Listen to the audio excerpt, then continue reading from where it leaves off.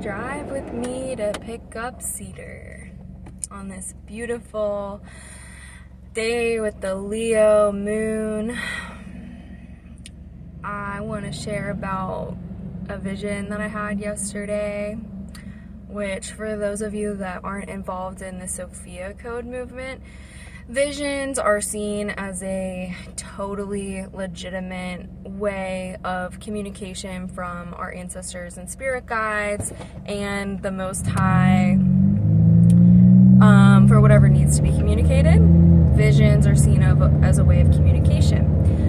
And I really wanted to chat about the vision that I was given yesterday from my ancestors that come from the Americas, and I want to be more public about my American indigenous ancestry because a lot of people, I'm not saying everyone, but a lot of people that skin color is as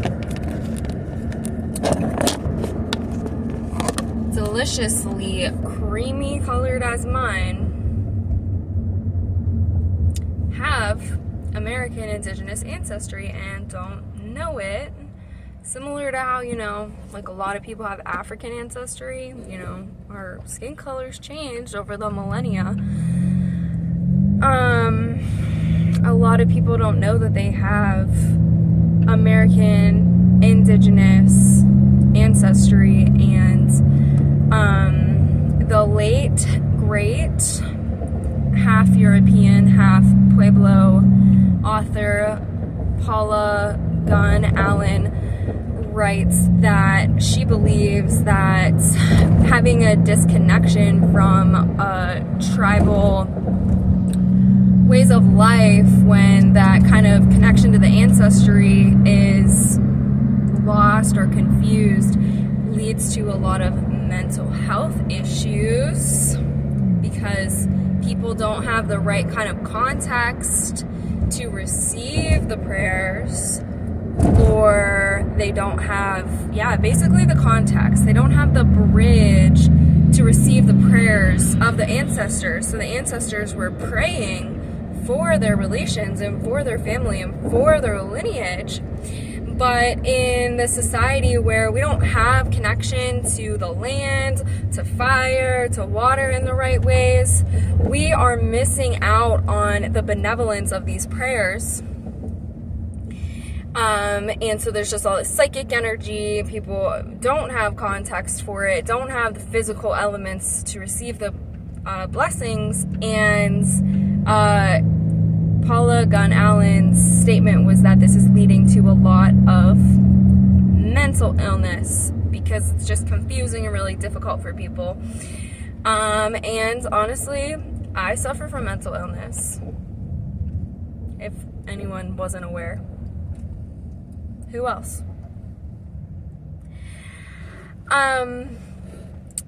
Anyways, context is so important. So I wanted to bring that kind of context along with the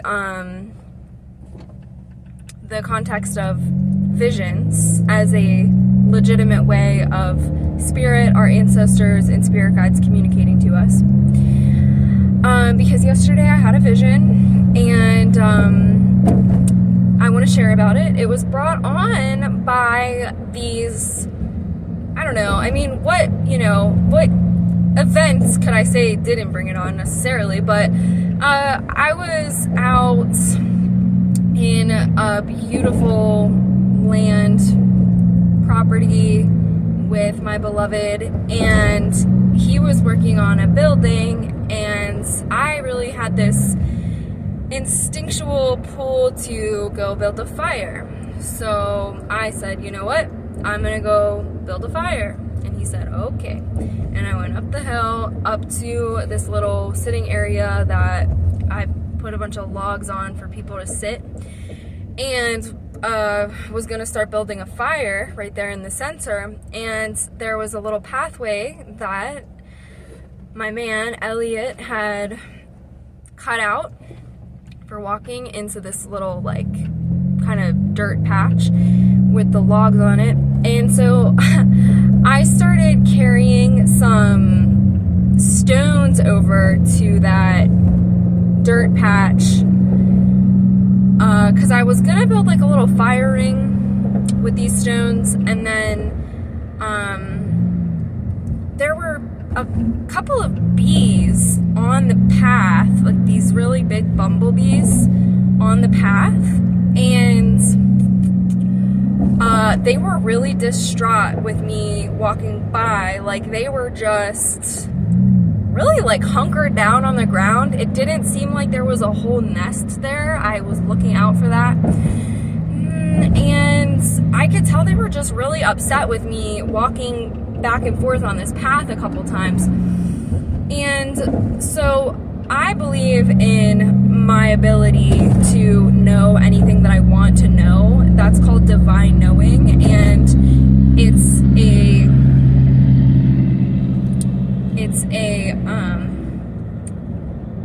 basically something that we inherit from our connection with the source of all life, and that we can tap into. You know, that's why intuition, ESP is a thing. I call it divine knowing. So with my divine knowing ability, I checked in with what the heck was going on with these bees, and I'm asking spirit, asking the all-knowingness, what's going on with these bees. And the information that I instantly receive, and that I kept receiving because I asked multiple times, because I was like, it was easy to believe for me, but I you know, the information that I received was these bees are, I'm gonna try to think of the right words. The exact words they use was something along the lines of, we are infusing more DNA, or we're like infusing an upgraded DNA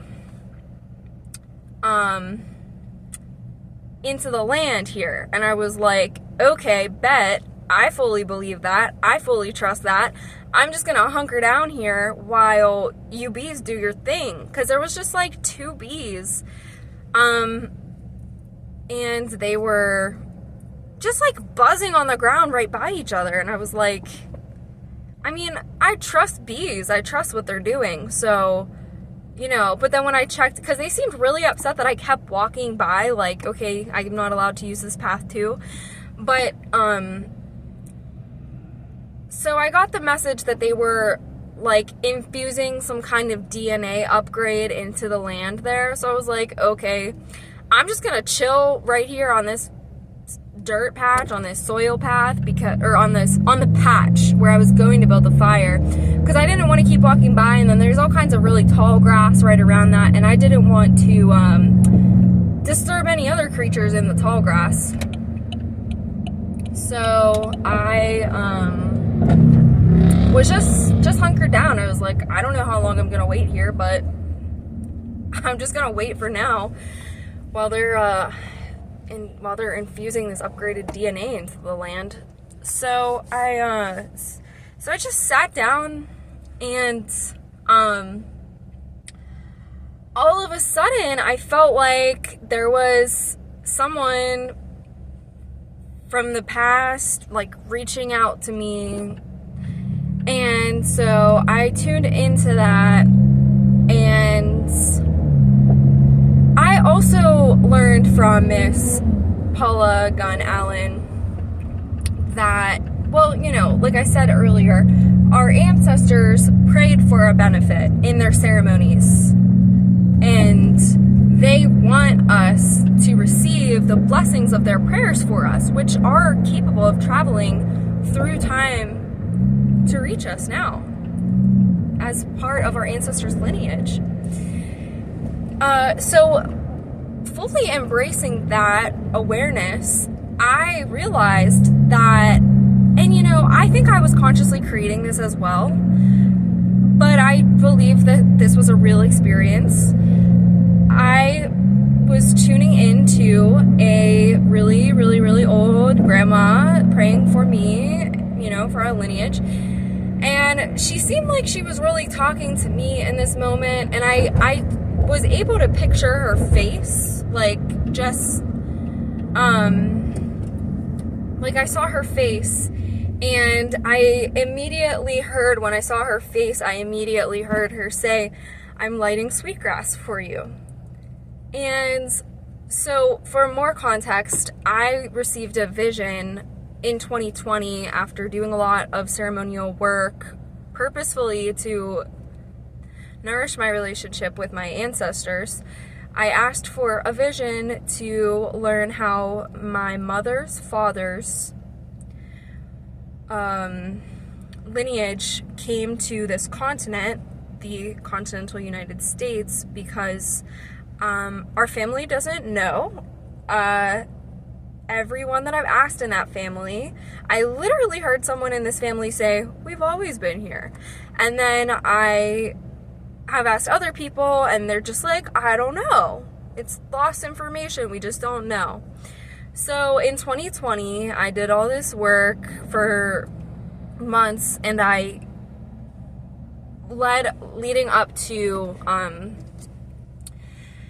Samhain, October 31st, Halloween, All Hallows Day, All Souls Day, whatever, not All Souls Day, but on Halloween, after months of preparing for this, at my ancestor altar that I'd been feeding my ancestors for a whole month every single day, I sat down at that altar and I asked my ancestors to show me a vision of when that lineage came to this continent.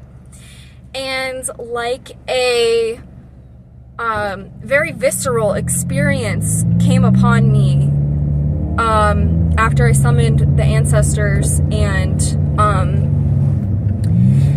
asked them that question. I felt them like almost pull my face and my head into this like vortex of a portal that took my vision immediately to Ireland. And I got this sense, it was communicated to me, and that this was the 1700s, and I was shown a man who looks like pretty much like my family, like I'm related.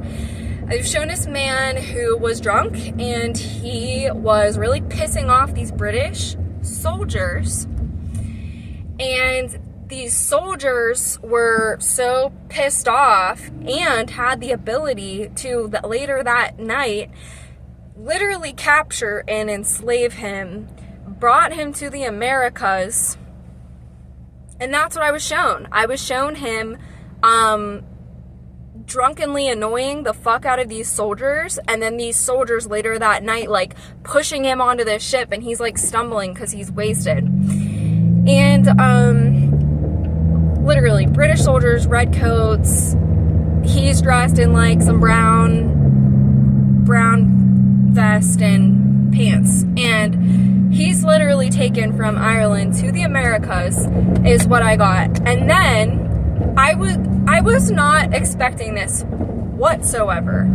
Immediately after they showed him getting pushed onto that boat, and I was told that he was then taken from Ireland to the Americas, immediately after that, I was shown the face of this Native American woman with, she had dark skin, really dark long hair, and she was distressed. I was shown her face immediately, and then I saw her looking east. And what was communicated to me was that she had survived some terrors of, European contact in the plains area. And while a lot of her family was forced to travel southwest, she had some kind of weird opportunity because she kind of stayed and was kind of fighting in this really resilient way in her home area. She had some kind of peace offering from, I don't know who, actually. I never really figured that out. I never really asked, but she had some kind of peace offering from some kind of group. I got the feeling that she was traveling on some kind of wagon, but she had some kind of peace offering, and she was offered to travel east with this group. And she decided to do that as, like, you know, she didn't have her family around anymore. It was like she was going to be a complete loner if she stayed alone on the plains at this point. So she decided to go east with this band, and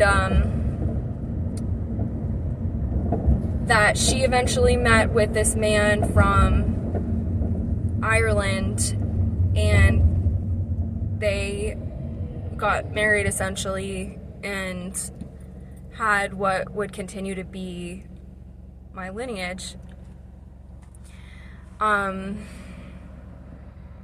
So I had that vision given to me. I asked for it, and it was given to me because I cultivated that relationship with my ancestors in October of 2020. And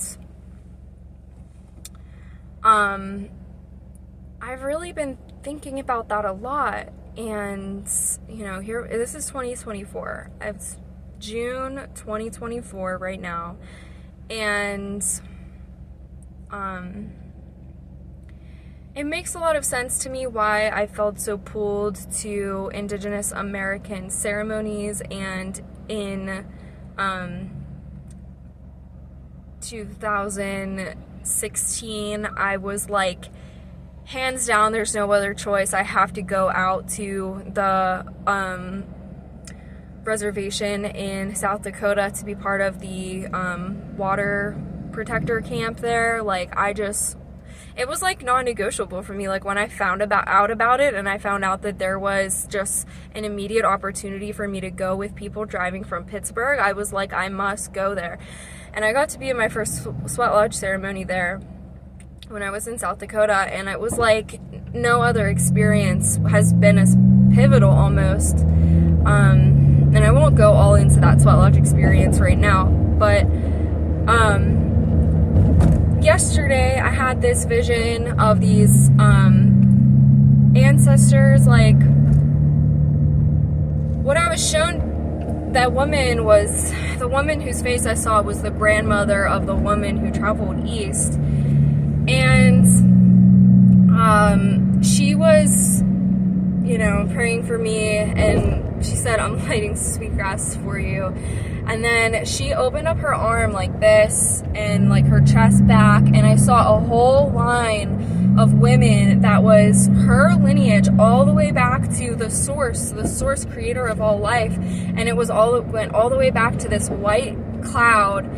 And it was, and then right in the center of the white cloud, there was this big, like, white circle of light shining through. And then I saw this white hand, and I feel like in, you know, time space, like quantum reality, like, you know, maybe this was my hand, but I think it was Sophia's hand, the creator of all life, also known as Wankantankan, also known as Tenkoshela, like, the creator of all life, the one source that we all come from, that emanates love and well-being for us, like, that she really wants us to have for us, or that he really wants to have for us,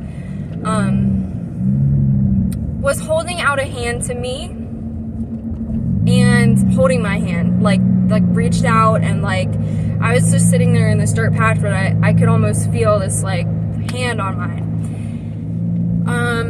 And then I saw, next to that first grandma that was saying hi to me, was that this hand reached out to kind of like show support of her, and that was her husband. And then I saw a row go back of men's hands that was then the row, and there were some really pale skinned hands in that row of men. That was that lineage. That is my lineage, that it's my family's lineage. And there were some pale white hands there, and then I started asking some questions about that and got some interesting answers, like human travel on planet Earth is so much more extensive than than is taught in our Western schooling. And I think it's that way for a reason. I think it is that way to keep toxic masculinity in power. And, you know, I know a lot of us are doing our part to dismantle the systems, XYZ, and I think storytelling is a really important part of that. And that is a big part of why I want to share this story. Although it's true, it's a true story. But yeah, just to reiterate, like, humans have been traveling this globe far more extensively than we learn in Western schooling today, in this age. And I personally want to share that message very widespread, because I think it would really, really help a lot of people settle down in terms of, like, you know, I don't know, just issues, just common problems that we see in the world. Like, you know, I don't even want to go so deep into that topic right now. I'll just say one more time, humans have been traveling this planet back and forth through the continents way, way, way more, doing way, way, way more than we're taught traditionally. Yeah, and then, so back to the vision I had yesterday. So after this man reached towards his wife, and then I saw the lineage of hands of men reaching back then towards that creator cloud with the white light shining through. Then he reached towards my throat and was communicating to me the DNA light. It was like I was like seeing rainbows. My eyes were closed and I was seeing these like undulating rainbows as he was like reaching towards my throat. And then I saw this neon blue and neon yellow, and it was surrounded by black like ringlets, and they were like, he was communicating to me this connection of our DNA and the shape of the DNA helix, those connecting points that go like kind of like when they're pictured kind of like horizontally through the helix. He was communicating to me the connection of that and our throat.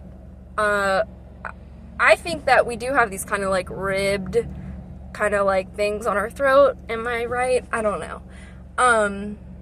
He was communicating to me the connection of that and kind of upgrading my throat a little bit, I think, with these frequencies. There was something specific about neon being part of this, and just this like really bright blue, and then this really bright greenish yellow, and then the black surrounding them. And it, they were like, those colors were presented as the blue and the yellow were presented as these like kind of horizontal connecting points of the DNA helix. And yeah, and then I thought about those bees that were over there on that path, and I was like, okay, so these bees, like, we're not, you know, I fully believe that we are the land, that our bodies are the land. And when these, you know, I was communicated to that these bees were upgrading the land, I was like, I couldn't have guessed like 5 minutes ago that this land was also pretty directly my body. And but honestly, the land really is our body, and that's why it's so important to take good care of the land, because the way that we treat the land is the way that we treat our own body, and the way that we treat our body is the way that we treat the land. Like, where do we go? Where do our bodies go? Like, honestly. So yeah, thanks for listening. I really wanted to share that. All my love to you.